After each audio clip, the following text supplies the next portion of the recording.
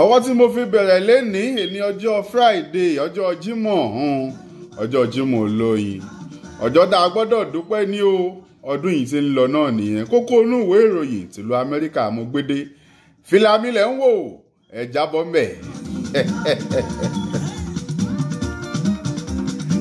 ẹ̀kọ̀ọ̀kan yẹ ká máa ṣòra wa Texas láwa don't mess with the Texan. tó o bá gbé wá màá gbé fún ẹ bẹ́ẹ̀ orúkọ fìlàmì nìyẹn o Cowboy lọ́mọ látilẹ̀.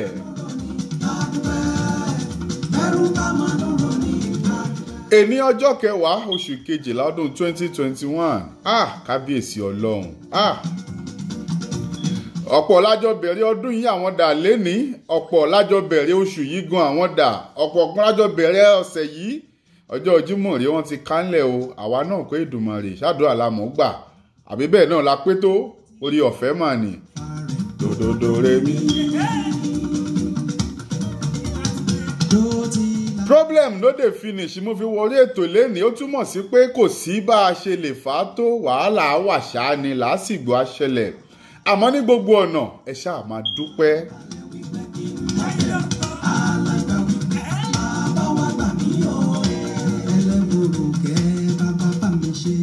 ẹnu ọpẹ́ wa ò ní kan ànídúpẹ́ bẹ́ẹ̀ láṣẹ Èdùmàrè kò sí bó ṣe lè hùn kó le tó ẹ jẹ́ a ṣáà máa dúpẹ́.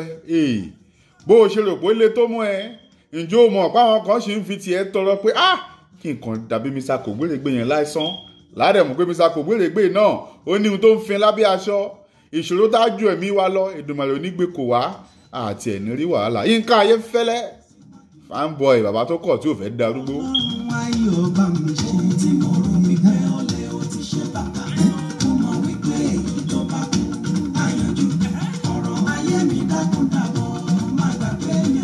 bó ṣe máa jẹ́ nìyẹn jẹ́ àwọn oníkókó inú ìwé ìròyìn tìlú Amẹ́ríkà lọ́tà bá kò ń bẹ̀ àwa fẹsẹ̀ kan yà sórílẹ̀-èdè Nàìjíríà orílẹ̀-èdè tó dáa jù gbogbo àgbáyé Ayéfẹ́lẹ́ kílẹ̀ wí.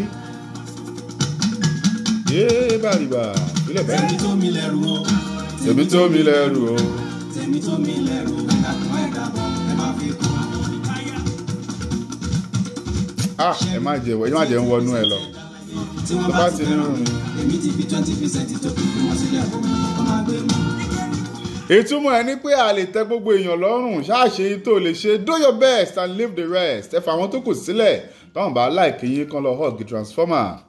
tírélà tó ń kó àwọn èèyàn bọ̀ wá sílùú Amẹ́ríkà lọ́nà àìtọ́ ó lásídẹ́ǹtì lọ́nà Mexico èèyàn 50 ló gbẹ̀mí mì lójú ẹsẹ̀ kódà àwọn tó fara pa yánnayànna wọn ló ń kà láàárọ̀ yìí la kà nínú ABC News wípé àwọn kan wà tí wọ́n fẹ́ yọ́ wọ orílẹ̀-èdè Amẹ́ríkà ṣe ni wọ́n sí wọn sínú tírélà bíi ẹja sandini ẹ̀ẹ́bí tán ti ń sáré bọ̀ lásídẹ̀ǹtì bá ṣẹlẹ̀ náà bá kọlu àwọn kan ìgbà tán máa dànù ẹ wò ó ẹ mọ̀ pé èèyàn tí wọ́n sín sínú mọ́tò kò lè jàdúrà ẹ̀ àwọn èèyàn bíi 50 ṣánájọ́ lọ́hùn pè lórí ipa àfẹ́jẹ àfẹ́mu yìí náà ni ọ̀pọ̀lọpọ̀ àwọn èèyàn náà farapa Amẹ́ríkà ní kò sí ní tó kà wọ́n Mexico ní kò sí ní tó kà wọ́n náà tá ń lò kú lọ́hùn ṣàánú wa.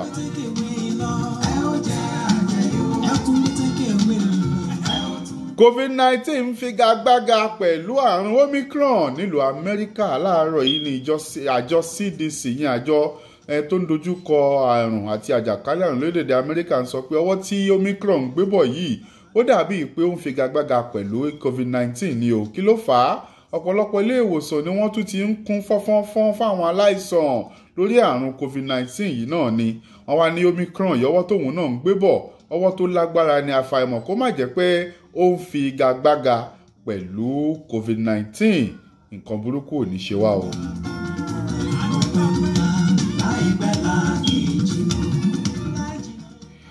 Trump ló fún mi ní COVID-19 o àrídájú ti wà ààrẹ mo ti kó. Chris Christie ọ̀rẹ́ Trump náà ní tẹ́lẹ̀ tó jẹ́ gómìnà tẹ́lẹ̀ rí fún ìpínlẹ̀ New Jersey lórílẹ̀‐èdè Amẹ́ríkà ń bí lánàá ló ń fi agídí àti ìkanra sọ̀rọ̀ pé ẹ ti ẹ̀gbọ́n náà lóòótọ́ ni pé Trump ló ti kó COVID-19 tí ò dẹ̀ sọ fún mi ní gbogbo ìgbà tí mò ń bá rìn káàkiri tá à ń campaign àṣọ rẹ̀ ni mo pera wa ṣé tí COVID-19 bá gbẹ̀mí mi bí mo ṣe ṣẹ̀ṣẹ̀ máa gbọ́ rèé pé lẹ́yìn gbogbo ìgbà tá a jọ rìn kiri yẹn àwọn dókítà ti sọ pé covid-19 ti ń bẹ lára ẹ̀. ọ̀rẹ́ ò ṣe dáadáa o ṣó wá dáa kó jẹ́ pé lẹ́yìn nǹkan bí ọdún kan mo ẹ̀ṣẹ̀ gbọ́ pé gbogbo gbàtà jọ ń dọ̀wẹ́kẹ̀ káàkiri nǹkan ń ṣe ọ́ abájọ gbàtẹ́mi náà tí covid-19 dá mi mọ́lẹ̀ ẹ̀mí mi fẹ́ bọ́ o kò ń sọ pé pẹ̀lẹ́ lásán ni àṣìwọ̀ gangan ló fún mi ní covid-19 Trump ló fún mi ní covid-19 ẹ̀rí àrídájú ti wà Kristi ló sọ bẹ́ẹ̀.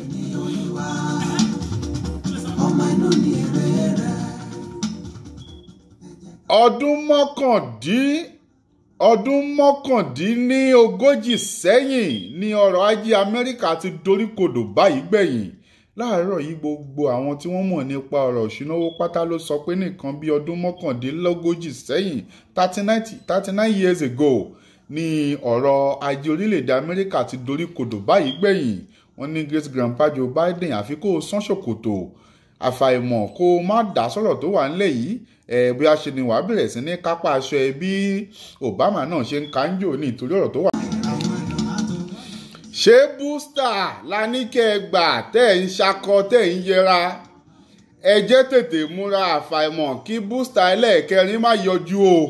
Láàárọ̀ yìí la kà nínú ìwé ABC News tí Albert Bourla ọ̀gá àgbà nínú àwọn tó ń ṣe abẹ́rẹ́ covid-19 ló ń sọ láàárọ̀ yìí pé ẹ jẹ́ múra lẹ̀ àfàìmọ̀ kẹ́ ẹ má gba abẹ́rẹ́ ẹlẹ́ẹ̀kẹrin covid-19 torí pé abẹ́rẹ́ míì la máa fi dojúkọ àmì àrùn Omicron yìí ó ṣeé ṣe kí abẹ́rẹ́ ẹlẹ́ẹ̀kẹrin tún yọjú ẹ gbáradì o ẹ̀yin tẹ́ ìgbẹ́lẹ̀ kẹta ẹjẹ́ lọ gbà á àti ń pèsè ẹlẹ́ẹ̀kẹrin sílẹ̀.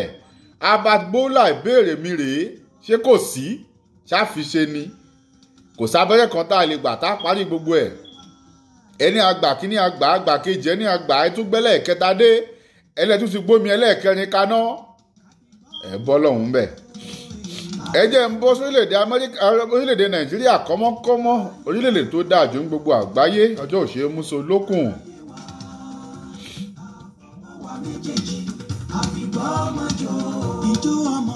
mi ò rò wípé a máa lè rin ìrìn àlàáfíà tí mò ń polongo tẹ́lẹ̀ mọ́.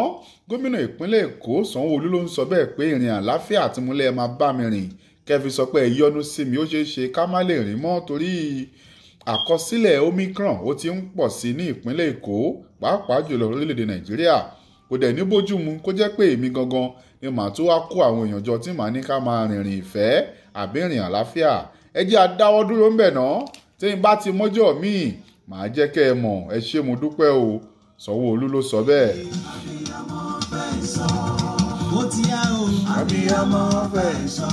ẹ bá mi wá òkú ọkọ mi jáde o ibo lẹ fòkú ọkọ mi sí. Ìyáàfin Adéjùwọ̀n Ògúnfúnwà ló ń sọ bẹ́ẹ̀ láàárọ̀ yìí ó ní pé ilé tó wó ní Lẹ́kì ibẹ̀ lọkọ mi ti ń ṣiṣẹ́ kódà ẹnjìníà ni kò sẹ́ni tí ò mọ̀ ń bẹ̀ ó dágbére iṣẹ́ láàárọ̀ ọjọ́ yìí pé òun lọ bí iṣẹ́ ní ilé wò mà rókù ọkọ mi ò mà wálé ibo lòkù ọkọ mi wọlé sí ẹ dákun ẹ ṣàánú mi. Ìyáàfin Ògúnfúnwà ló ń pariwo tantantan nínú Punch láàárọ̀ yìí pé ẹ jọ̀ọ́ o ibo lòkù ọkọ mi wà o ẹnjìníà Ògúnfúnwà ẹ bá mi wòkù ọkọ mi jáde orúkọ àwọn òkú tẹ́ dárúkọ ọkọ mi ò sí ń bẹ̀ bó lẹ́ fọ́kọ mi sí o ṣe ló ń pariwo tantantan. Ọbásanjọ́ ló fìwà nàkànàkàn Bísí Àkàndé ló sọ bẹ́ẹ̀. Bàbá àgbà tá a lè pè ní bàbá àgbà pátápátá fún gbogbo Yorùbá Bísí Àkàndé ibi tó ti ń ṣayẹyẹ ìwé tuntun tí wọ́n ẹ̀ṣẹ̀ kọ táwọn jàǹkànjàǹkàn wà ń bẹ̀ lánàá kódà ṣé bàbá gbogbo gómìnà Tinubu gan ló wà ń bẹ̀ tí Bísí Àkàndé sọ pé Ọbásanjọ́ gangan ló fìyà jẹ Yorùbá jù pé nígbà tí àwọn gbé ẹgbẹ́ AD sílẹ̀ Ọbásanjọ́ ló fìyà jẹ àwọn ẹ̀mí àwọn fẹ́ bọ́ Ọbásanjọ́ ló fìyà jẹ wájú kẹ́ẹ̀dẹ̀wó ọ̀rẹ́ Ìgè ló pera ẹ̀ kété tí Ìgè kú ìṣẹ̀lẹ̀ mi burúkú wọnú Ọbásanjọ́ èmi kọ́ mo sọ bẹ́ẹ̀ bàbá Bísí Àkàndé ló sọ bẹ́ẹ̀ o. Amẹ́ríkà fún Nàìjíríà ní abẹ́rẹ́ COVID-19 tó tó 2.5 million lánàá ní abẹ́rẹ́ 2.5 million ló balẹ̀ sórílẹ̀-èdè Nàìjíríà abẹ́rẹ́ COVID-19 láti orílẹ̀-èdè Amẹ́ríkà wọ́n fún Nàìjíríà ní okódà wọn ò gbowó lọ́wọ́ wọn bẹ́nikẹ́ni bá tà á fún yín ọ̀daràn ni wọ́n.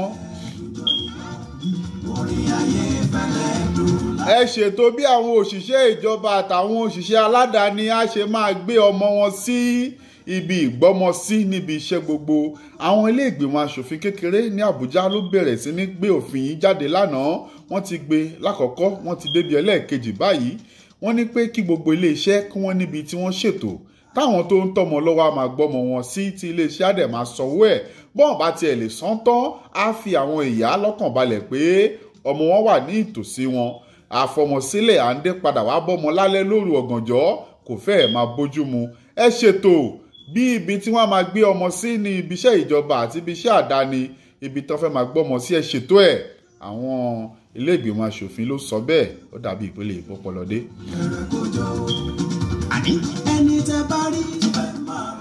Ìjọba ò ná owó sórí ìmọ̀ ẹ̀rọ mọ́ lórílẹ̀‐èdè Nàìjíríà. Professor Adéṣèjò Fátúsì ló sọ bẹ́ẹ̀ lánàá. Ìbínú ni bàbá fi sọ̀rọ̀ MyProf. Ó ní ìjẹ́jẹ́ mọ̀ pé orílẹ̀‐èdè Nàìjíríà ní ìgbà kan rí la máa ń ṣe abẹ́rẹ́ yellow fever. À ń gbà á lọ́wọ́ ẹnìkankan, àwa la tún máa ń tà á fáwọn orílẹ̀‐èdè tó kù ní Áfíríkà. Ṣùgbọ́n 1991 la ti pò ó gbẹ̀yìn. Kódà iléeṣẹ́ ta ti ń pò á ti tì pa, ìjọba ò kówó lé lórí mọ́. Bí bẹ́ẹ̀ kọ́ ni kò yẹ ká máa gba abẹ́rẹ́ COVID-19 látọ̀dọ̀ ẹnìkankan, tá a lè ṣe fúnra wa ni. Àwa wí tán, ìjọba làwọn fẹ́ lọ yá $30 billion lọ́wọ́ ilé ìfowópamọ́sí àgbáyé láti máa ṣe abẹ́rẹ́ COVID-19. Kò jọ ìbá ṣe wípé ìjọba ń kówó lórí ìmọ̀ ẹ̀rọ ni, àwa gan lè ṣe fúnra wa. Ó yẹ kójú tì yín. 1991 ńlá ti ṣí iléeṣẹ́ ta ti ń ṣe abẹ́rẹ́ yìí gbẹ̀yìn. Ìtìjú ló jẹ́ o fún ìjọba àpapọ̀. Professor Adéṣèjò Fátúsì ló sọ bẹ́ẹ̀. Lákòótán, kókó inú ìwé ìròyìn tìlú Amẹ́ríkà ti Nàìjà mò ń kálẹ̀ láàárọ̀ yìí. Orúkọ mi ò pé méjì, Ọ̀túnba kò gbèrègbè mò ń jẹ́ ìjẹ́jẹ́ mọ̀ wípé orílẹ̀-èdè Saudi Arabia ní kò sáyé àràfà fẹ́nikẹ́ni láti Nàìjíríà lọ́dún tá a fẹ́ mú yìí. Wọ́n ní lánàá gẹlẹ́gbẹ́ báyìí ni Saudi ló gbé lẹ́tà kan jáde tán ní ẹnikẹ́ni ò gbọ́dọ̀ wọ̀lú Saudi láti orílẹ̀-èdè Nàìjíríà látàrí Omicron àti COVID tó tún ṣẹyọ ń bẹ̀.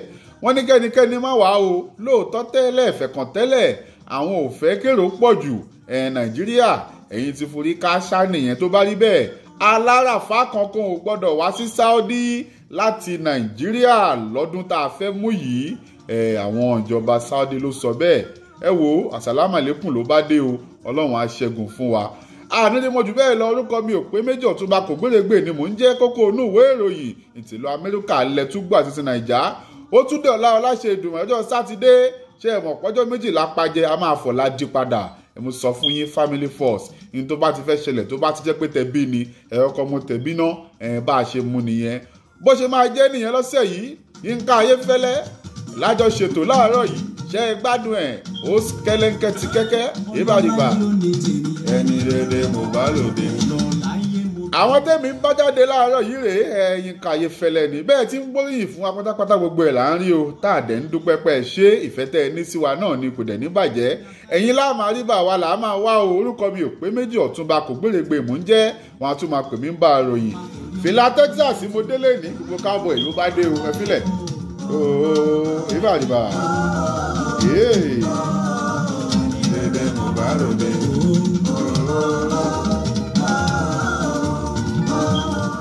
Lákòótán, ẹ jẹ́ ká dúpẹ́ lọ́wọ́ ẹni tó rí ni tó máa mọ́jú. Ọ̀pọ̀ èèyàn ní òtí ẹ̀ mọ́bí tá a wà. Bẹ́ẹ̀ bá rẹ́ni tó ń ṣe tó ń kíra fún yín, ẹ̀yin náà kíra fún padà. Bá a ṣe máa rí nìyẹn. Ó dọ̀sẹ̀ ó dọ̀la o. A máa ṣèkan sí lọ́la kó tó dọ̀sẹ̀ tó ń bọ̀.